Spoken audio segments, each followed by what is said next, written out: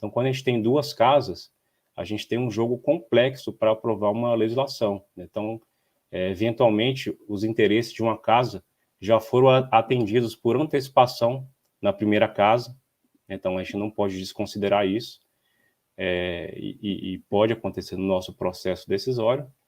E a gente tem um argumento muito plausível, que é político, né? A gente teve uma grande mobilização, por exemplo, na Câmara, que tem extremos ideológicos mais acentuados do que no Senado.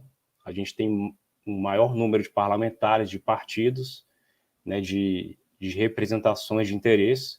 Então, a gente teve uma grande costura política para aprovar um texto. Então, quando esse texto chega no Senado, ele já está com toda essa carga, né? Então, o Senado alterar substancialmente isso, voltar para a Câmara, não seria interessante do ponto de vista político, né? Até tem um autor bem famoso aí na ciência política, é o John Kingdon, né, que ele analisa justamente a formação de agenda.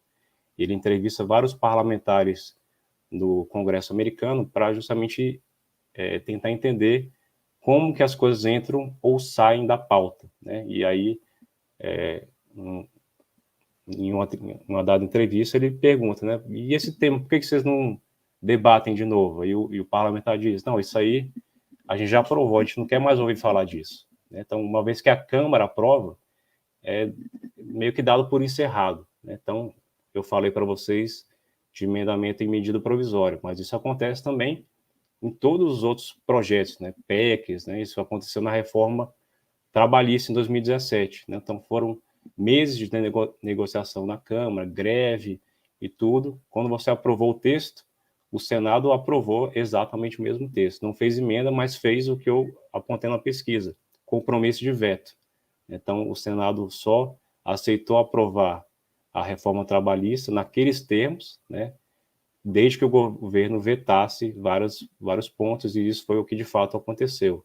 Então, acaba sendo uma saída política, né? O Senado aprimora a legislação, né, vira uma casa que barra mudanças muito contrárias aos seus interesses, e não reabre esse processo decisório na Câmara, porque seria muito desgastante aí para o nosso sistema político. Então, eu vejo mais dessa forma aí, dentro desse jogo complexo do nosso bicameralismo.